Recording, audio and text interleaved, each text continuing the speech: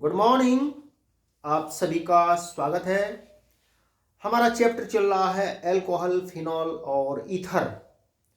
पिछली वीडियो में हमने पढ़ा जो अल्कोहल और फिनॉल होते हैं इनकी अम्लीय अम्लता को प्रदर्शित करने वाली रासायनिक अभिक्रियाएं। आज की वीडियो में हम दो इम्पोर्टेंट प्रश्नों के बारे में बताएंगे कि जो अल्कोहल और फिनॉल होते हैं वो अम्लीय लक्षण क्यों प्रदर्शित करते हैं, क्यों अल्कोहलों और फिनॉल की अम्लीय प्रकृति होती है। ये सवाल है, नोट करिए इसको। अल्कोहलों की प्रकृति अम्लीय होती है क्यों? अल्कोहलों की प्रकृति अम्लीय क्यों होती है? ध्रुवीय OH आबंध की उपस्थिति के कारण अल्कोहल अम्लीय प्रकृति प्रदर्शित करते हैं।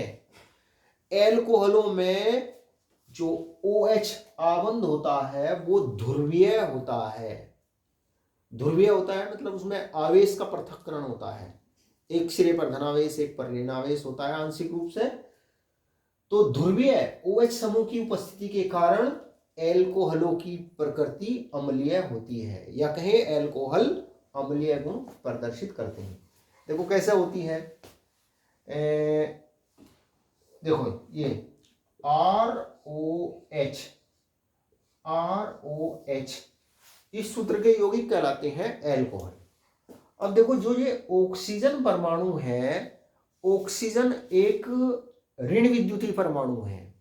ये इलेक्ट्रॉनों को अपनी ओर आकर्षित करता है। जो साझे का इलेक्ट्रॉन युग्म होता है ना, ये उसको अपनी ओर ज्यादा आकर्षित करने की इसकी क्षमता ज्यादा होती है। तो ये जो O और H के बीच में साझे का इलेक्ट्रॉन युग्म है ना, इसको ये अपनी ओर खींच लेता है। दोनों परमाणुओं के बीच में नहीं रहता, बल्कि ये O की तरफ ज्यादा विस्थापित हो जाता है, जिससे इस O पर आंशिक रूप से ऋणावेश आ जाता है, क्योंकि इलेक्ट्रॉन युग्म इसकी ओर विस्थापित होता है, और इस पर आंशिक रूप से धनावेश आ जाता है। तो इस प्रकार से ये जो OH आबंध होता है ये ध्रुवीय होता है, और इस ध्रुवीय OH आबंध के कारण ये जो H है ना, H प्रोटॉन के रूप में सरलता से निष्कासित हो जाता है। इस वजह से भाई अम्ल क्या होते हैं? अम्ल वे होते हैं जो प्रोटॉन देते हैं, है ना। अम्ल किसे कहते हैं? जो प्रोटॉन देते हैं। तो ध्रुवीय OH समूह की उपस्थिति के कारण जो अल्कोहल होते हैं ना वो अम्लीय गुण प्रदर्शित करते हैं। ध्रुवीय OH आबंध होने के वजह से ये जो H है ना, H परमाणु प्रोटॉन के रूप में ये सरलता से निष्कासित होता है। तो एक लाइन का इसका जवाब है, प्रोटॉन जो अल्कोहल होते हैं वो अम्लीय गुण क्यों प्रदर्शित करते हैं। अच्छा, अब आगे देखो, इस OH आबंध की ध्रुवता जितनी ज्यादा होती है, मतलब आवेश का पृथक्करण जितना ज्यादा होता है, ये OH आबंध उतनी ही सरलता से टूटता है, मतलब उतनी ही सरलता से प्रोटॉन प्राप्त होता है, यानी कि अम्लीय गुण उतना ही ज्यादा प्रदर्शित होता है। जो समूह देखो ये एल्किल समूह है, एल्किल समूह है। ये जो एल्किल समूह होता है ना, ये एक इलेक्ट्रॉन विमोचक समूह है, इलेक्ट्रॉन दाता समूह है। ये क्या है? ये एक इलेक्ट्रॉन दाता समूह होता है। तो इलेक्ट्रॉन दाता समूह ऑक्सीजन परमाणु पर इलेक्ट्रॉन घनत्व बढ़ा देते हैं। ये इलेक्ट्रॉन विमोचक समूह है ना। किस प्रकार से ये इलेक्ट्रॉनों को देखो, अल्कोहल ज्यादा प्रबल अम्लीय कब होगा? जब OH आबंध ज्यादा ध्रुवीय होगा, यानी कि धनावेश और ऋणावेश का पृथक्करण जितना ज्यादा होगा। अगर ऑक्सीजन परमाणु से एल्किल समूह जुड़ा हुआ है ना, तो ये जो एल्किल समूह होता है ये इलेक्ट्रॉन विमोचक समूह होता है, इलेक्ट्रॉन दाता समूह होता है। इलेक्ट्रॉन डोनेटिंग ग्रुप होता है, तो ये इलेक्ट्रॉन युग्म को इस O की तरफ धकेलता है, जिससे इनके बीच की जो ध्रुवता है ना वो कम हो जाती है, इनके बीच की ध्रुवता कम हो जाती है। इससे अम्ल सामर्थ्य, एसिडिक जो स्ट्रेंथ होती है ना वो कम हो जाती है। इस कारण एल्कोहलों की अम्ल सामर्थ्य निम्न क्रम में घटती है, हाँ सॉरी, ये निम्न क्रम में बढ़ती है। देखो इसमें एक एल्किल समूह यहां इस कार्बन से जुड़ा हुआ है, एक एल्किल समूह OH समूह से जुड़ी कार्बन से जुड़ा हुआ है। यहां पर OH समूह से जुड़ी कार्बन पर 2 एल्किल समूह जुड़े हुए हैं, यहां पर OH समूह से जुड़ी कार्बन पर 3 एल्किल समूह जुड़े हुए हैं। तो ये जो एल्किल समूह है ना ये इलेक्ट्रॉनों को ऑक्सीजन परमाणु की तरफ धकेलते हैं, इलेक्ट्रॉन घनत्व ऑक्सीजन परमाणु पर ये बढ़ा देते हैं, तो जिससे OH आबंध की ध्रुवता घट जाती है, यानी कि जो अम्लीय लक्षण है ना वो कम हो जाता है। तो जितने अगर एल्किल समूह की संख्या OH से जुड़े कार्बन परमाणु पर बढ़ रही है ना तो एल्कोहल की अम्लता घटती है। तो इस वजह से ये सबसे कम अम्लीय है, ये उससे ज्यादा अम्लीय है, ये इससे ज्यादा अम्लीय है। तो ये चीज आपकी समझ में आ जानी चाहिए। अच्छा देखो, जो एल्कोहल होते हैं, एल्कोहलों में ये ध्रुवीय OH समूह होता है, तो ध्रुवीय OH समूह की उपस्थिति के कारण ये जो H है ना इसकी प्रोटॉन के रूप में सरलता से निष्कासित होने की प्रवृत्ति होती है, जिससे ये क्या बनता है, ये एल्कोक्साइड आयन बनता है ना। ये एक उत्क्रमणीय अभिक्रिया होती है, ये एल्कोक्साइड आयन और ये वो प्रोटॉन बनता है एल्कोक्साइड आयन, ये बनता है एल्कोक्साइड आयन। ये एल्किल समूह है ना, R एल्किल समूह, एल्किल समूह क्या होते हैं, R क्या है, ये एल्किल समूह है। एल्किल समूह क्या होते हैं, जैसे ये मैथिल समूह, ध्यान रखो, जैसे एथिल समूह है ना, विशेष रूप से इनका तो ध्यान ही रखना है आपको। प्रोपिल समूह, ब्यूटिल समूह, ये क्या है, एल्किल समूह। और O के साथ में इनको बोलते हैं एल्कोक्साइड। तो एल्कोहल जो होते हैं ना, एल्कोहल जल की अपेक्षा दुर्बल अम्ल होते हैं। जो एल्कोहल है ना वो क्या, जल की अपेक्षा वो दुर्बल अम्ल है।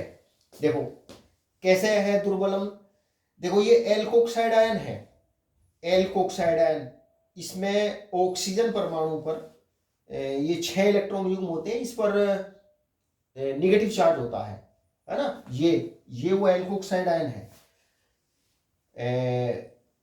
जब प्रोटॉन अलग हो जाता है तो ये एल्कोक्साइड आयन होता है। तो जो एल्कोहल होते हैं ना वो जल की अपेक्षा दुर्बल अम्ल होते हैं। दुर्बल अम्ल कैसे होते हैं, क्योंकि ये जल से प्रोटॉन, जो एल्कोक्साइड आयन होता है ना, एल्कोक्साइड आयन जल से प्रोटॉन ग्रहण करता है। एल्कोक्साइड आयन जल से प्रोटॉन ग्रहण करता है, प्रोटॉन ग्रहण करता है तो ये H इसमें जुड़ जाता है, OH बचता है ना। देखो अम्ल अक्षारकों की जो ब्रेनस्टेड संकल्पना है उसके अनुसार अम्ल क्या होते हैं, जो प्रोटॉन देते हैं वो अम्ल होते हैं।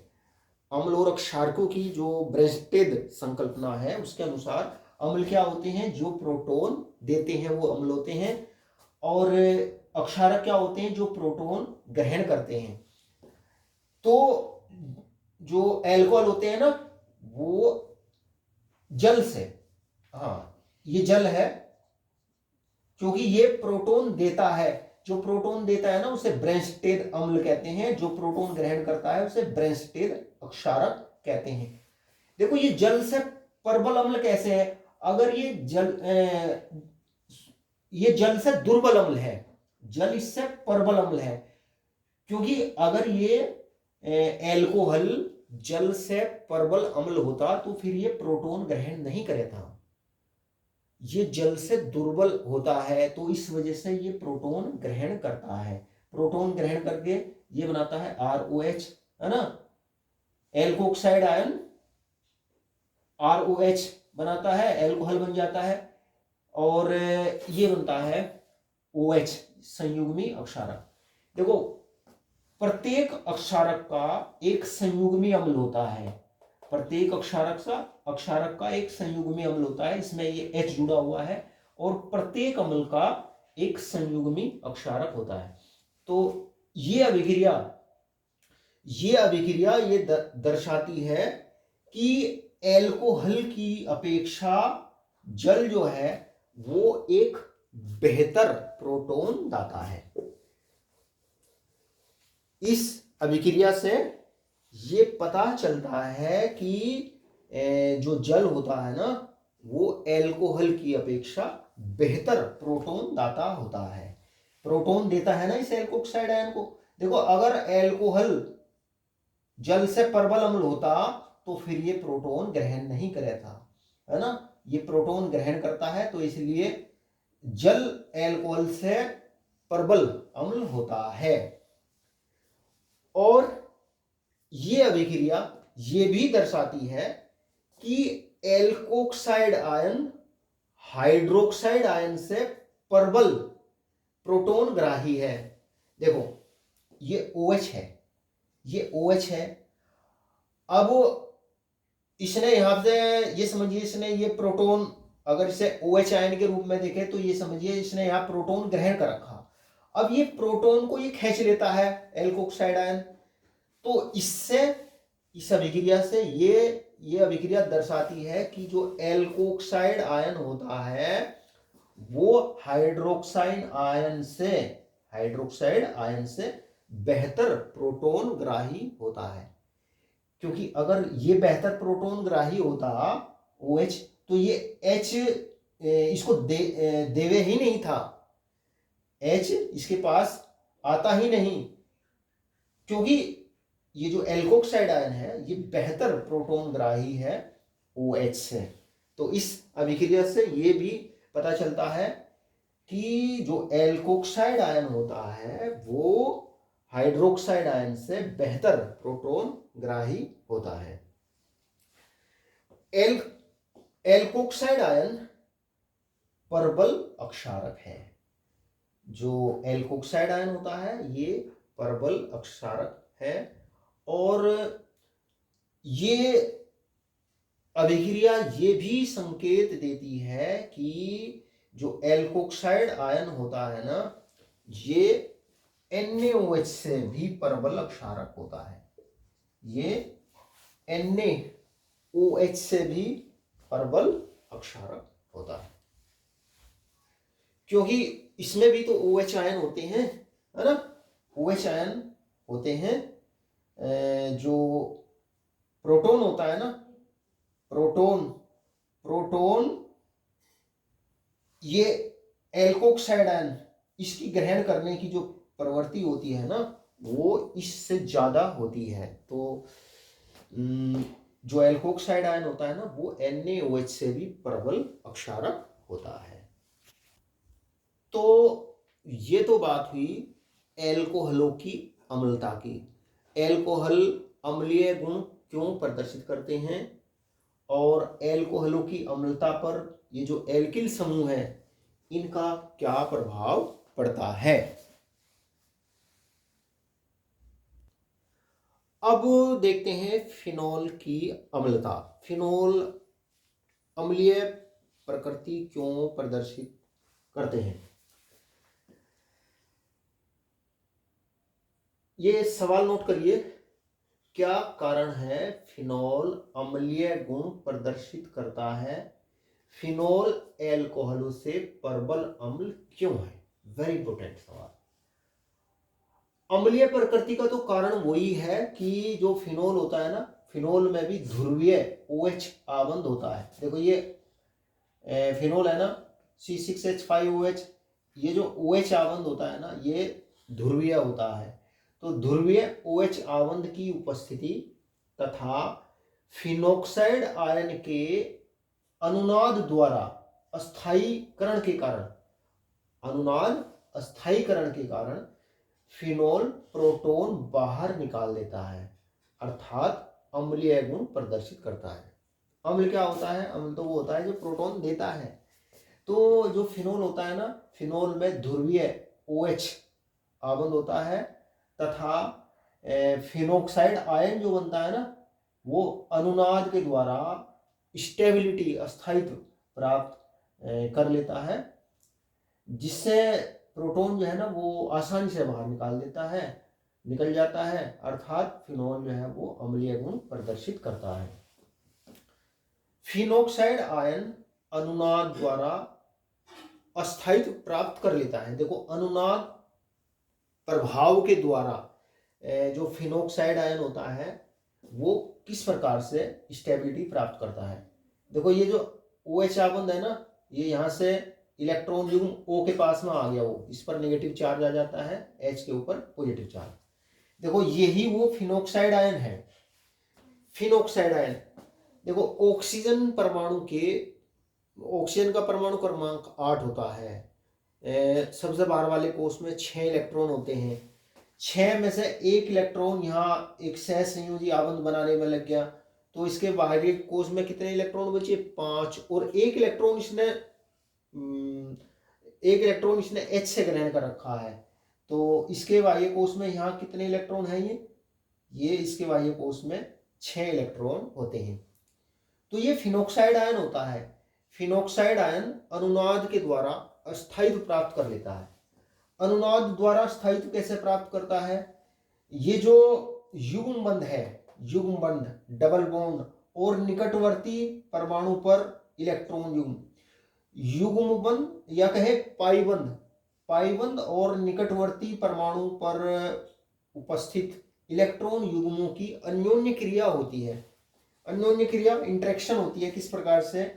ये इलेक्ट्रॉन युग्म यहाँ आ सकता है, अब ये O के पास में है, ये इस कार्बन O के बीच में आ जाता है, ये यहाँ आ सकता है। जब ये यहाँ आता है तो ये इलेक्ट्रॉन युग्म, ये जो पाई इलेक्ट्रॉन है ना, ये पाई इलेक्ट्रॉन इस कार्बन पर चले जाते हैं। तो जब ये पाई इलेक्ट्रॉन इस कार्बन पर चले जाते हैं तो इस पर नेगेटिव चार्ज आ जाता है, इस पर नेगेटिव चार्ज। और जब ये इलेक्ट्रॉन युग्म यहाँ आता है तो इस पर डबल बॉन्ड आ जाता है। यहाँ पर एक इलेक्ट्रॉन युग्म एक आबंध बनाएगा, एक सहसंयोजी आबंध बनाएगा। और अब कितने इलेक्ट्रॉन युग्म बचे O पर? अब इलेक्ट्रॉन युग्म बचे 2। अच्छा, और यहाँ पर ये डबल बॉन्ड और ये सिंगल बॉन्ड बनाइए। अच्छा, अब देखो, ये जो इलेक्ट्रॉन युग्म है, ये इलेक्ट्रॉन युग्म यहाँ आ सकता है, इस कार्बन और इस कार्बन। अब तो ये इसी कार्बन पर है, ये यहाँ आ सकता है। तो यहाँ जब ये आता है तो ये डबल बॉन्ड बन जाता है। यहाँ पर दोनों परमाणुओं के बीच में ये क्या बन जाएगा? डबल बॉन्ड बन जाता है। और ये इलेक्ट्रॉन युग्म इस कार्बन पर आता है, ये इलेक्ट्रॉन युग्म यहाँ आता है, तो ये इलेक्ट्रॉन युग्म यहाँ बीच में ये बॉन्ड बना देता है इस प्रकार से। तो ये डबल बॉन्ड बन गया, नेगेटिव चार्ज इस कार्बन पर आ गया। ये डबल बॉन्ड यहाँ ऐसे ही बना दीजिए, ये डबल बॉन्ड ऐसे ही बना दीजिए, ये इलेक्ट्रॉन युग्म यहाँ बना दीजिए। अब ये इलेक्ट्रॉन युग्म यहाँ आ सकता है, इस कार्बन पे न होकर ये इसके बीच में आ सकता है। तो जब ये बॉन्ड ऐसे ही बनाओ, ये यहाँ आता है तो ये इलेक्ट्रॉन युग्म, ये वाला इलेक्ट्रॉन युग्म इस कार्बन पर जाता है, इस कार्बन पर, तो इस पर नेगेटिव चार्ज आ जाता है ना। और ये इलेक्ट्रॉन युग्म यहाँ आता है, यहाँ पर वो डबल बॉन्ड बनाइए। ये अब ये जो इलेक्ट्रॉन युग्म है, ये इस कार्बन पर है, ये दोनों के बीच में आबंध बना सकता है, यहाँ आ सकता है ये साझे के लिए दोनों के बीच में। तो जब ये यहाँ दोनों के बीच में साझा करता है तो यहाँ डबल बॉन्ड बन जाएगा, ये bond, double bond, double bond. और देखो, जब ये यहाँ आता है तो ये इलेक्ट्रॉन युग्म वापस O के ऊपर चला जाता है, इलेक्ट्रॉन युग्म वापस O के ऊपर चला जाता है तो इस पर नेगेटिव चार्ज आ जाता है। तो इस प्रकार अनुनाद प्रभाव के कारण जो फिनोक्साइड आयन होता है ना वो स्टेबिलिटी प्राप्त कर लेता है, अस्थायित्व प्राप्त कर लेता है। इसमें जो नेगेटिव चार्ज होता है ना वो किसी एक परमाणु पर न होकर के वो अन्य कार्बन परमाणुओं पर भी विस्थानीकृत होता है। नेगेटिव चार्ज किसी एक कार्बन पर नहीं होता, वो अन्य कार्बन परमाणुओं पर भी विस्थानीकृत होता है, जिससे आयन ज्यादा स्टेबिलिटी प्राप्त करता है, जिससे ये प्रोटॉन आसानी से बाहर निकाल देता है। तो जो फिनोल होते हैं ना, फिनोल जो होता है वो ये अम्लीय प्रकृति होती है। अम्लीय प्रकृति इसलिए होती है क्योंकि इसमें ध्रुवीय OH आबंध होता है और फिनोक्साइड आयन जो बनता है प्रोटॉन देने से वो अनुनाद के द्वारा स्टेबिलिटी अस्थायित्व प्राप्त कर लेता है, इसलिए फिनोल की जो प्रकृति होती है वो अम्लीय होती है।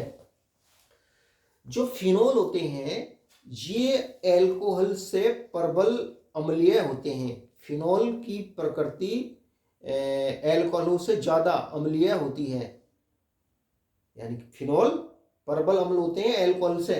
क्यों होते हैं? क्योंकि एल्कोहलों के एल्कोक्साइड आयन में अनुनाद नहीं होता है ना। देखो ये एल्कोहल है ROH, ये अगर प्रोटॉन देता है तो ये एल्कोक्साइड आयन ये बनता है, ये RO के ऊपर नेगेटिव चार्ज, ये क्या है? ये एल्कोक्साइड आयन है।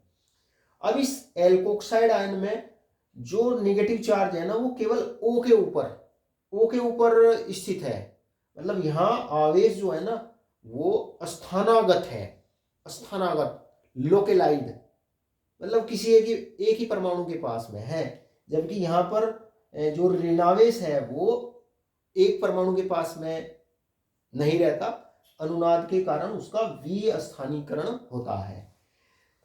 तो एल्कोहलों के एल्कोक्साइड आयन में अनुनाद नहीं होता, इस कारण फिनोल एल्कोहलों से अधिक अम्लीय होते हैं।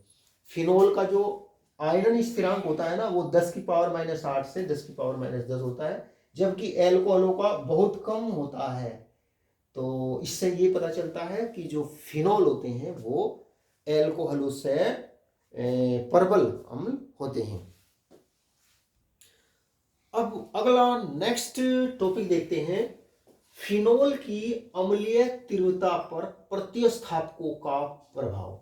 प्रतिस्थापकों का या जो प्रतिस्थापी होते हैं, प्रतिस्थापियों का प्रभाव, एक ही बात है, प्रतिस्थापकों या प्रतिस्थापियों का प्रभाव। क्या प्रभाव पड़ता है?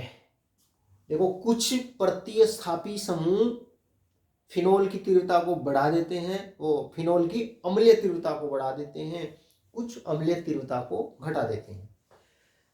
इलेक्ट्रॉन आकर्षी समूह, इलेक्ट्रॉन विड्रॉविंग ग्रुप, जैसे NO2, ये साइनाइड समूह, एल्डिहाइड समूह, ये हैलोजन परमाणु आदि फिनोलों की तीव्रता को बढ़ा देते हैं।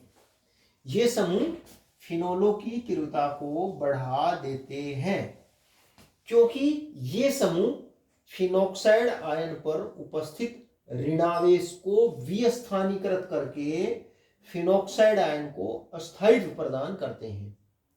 देखो ये ध्यान रखो, जो समूह बेंजीन रिंग में से इलेक्ट्रॉनों को अपनी ओर खींचते हैं, बेंजीन रिंग में से इलेक्ट्रॉनों को अपनी ओर आकर्षित करते हैं ना, वो फिनोल की अम्लीय तीव्रता को बढ़ा देते हैं। देखो जैसे देखिए भाई फिनोल, यही तो फिनोल है, ये O और H, ये फिनोल है।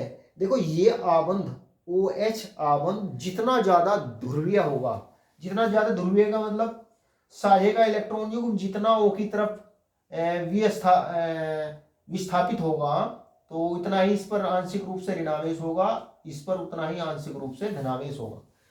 आवेश का पृथक्करण जितना ज्यादा होता है, ये H जो है प्रोटॉन के रूप में उतनी ही सरलता से निष्कासित होता है। तो हमको ये देखना कि कौन से समूह की वजह से बेंजीन रिंग में कौन से समूह होते हैं जिनकी वजह से ये आबंध जो है वो दुर्बल हो जाता है। आबंध दुर्बल होने का मतलब आवेश का पृथक्करण ज्यादा होता है। और कौन से समूह ऐसे हैं जो इस OH आबंध की ध्रुवता को कम कर देते हैं? तो जो इलेक्ट्रॉन आकर्षी समूह होते हैं, जो इलेक्ट्रॉनों को अपनी ओर आकर्षित करते हैं, वो फिनोलों की तीव्रता को या कहें फिनोलों की अम्लता को बढ़ा देते हैं। देखो किस प्रकार से बढ़ाते हैं। ये नाइट्रो समूह है। नाइट्रो जो समूह होता है ना, इसमें देखो ऋण विद्युतीय परमाणु है, दो जुड़े हुए हैं। ये इलेक्ट्रॉनों को अपनी ओर खींचते हैं, ये इलेक्ट्रॉनों को अपनी ओर खींचते हैं O। तो इलेक्ट्रॉन बेंजीन रिंग में से N की ओर खींचता है, जिससे O पे से भी इलेक्ट्रॉन का घनत्व जो है वो कम होता है। इस O पे से भी इलेक्ट्रॉन बेंजीन रिंग की ओर खिसकते हैं, है ना। तो वे समूह जो बेंजीन रिंग में से इलेक्ट्रॉनों को अपनी ओर खींचते हैं ना, वो फिनोल की तीव्रता को बढ़ा देते हैं। मतलब जब इलेक्ट्रॉन बेंजीन रिंग में से, भाई बेंजीन रिंग में से जब इलेक्ट्रॉन NO2 समूह अपनी ओर खींचता है, इसमें बेंजीन रिंग में इलेक्ट्रॉन घनत्व कम होता है, तो यहां से इलेक्ट्रॉन बेंजीन रिंग की ओर आते हैं, तो ये जो ध्रुवता है ये बढ़ती है, ध्रुवता बढ़ती है, अर्थात OH आबंध दुर्बल होता है, अर्थात H जो है ना प्रोटॉन के रूप में और सरलता से निष्कासित होता है। तो इसलिए ये जो नाइट्रोफिनोल है ना, पैरानाइट्रोफिनोल, ऑर्थोनाइट्रोफिनोल, मेटानाइट्रोफिनोल, ये यौगिक जो है ये फिनोल से ज्यादा अम्लीय होते हैं, क्योंकि इनमें इलेक्ट्रॉन आकर्षी समूह NO2 जुड़ा हुआ है। इसी प्रकार से साइनाइड समूह, ये एल्डिहाइड समूह, हेलोजन परमाणु अगर बेंजीन रिंग में है तो वो फिनोल की अम्लीय तीव्रता को बढ़ा देते हैं। और जो इनमें पैरानाइट्रोफिनोल सबसे ज्यादा प्रबल अम्लीय होता है, फिर ऑर्थोनाइट्रोफिनोल, फिर मेटानाइट्रोफिनोल। तो वेरी इंपॉर्टेंट है, एक बार एग्जाम में आया हुआ है कि ये जो नाइट्रोफिनोल होते हैं इनको अम्लीय तीव्रता के बढ़ते हुए क्रम में इनको लिखिए। यस, अब देखते हैं इलेक्ट्रॉन प्रतिकर्षी समूह।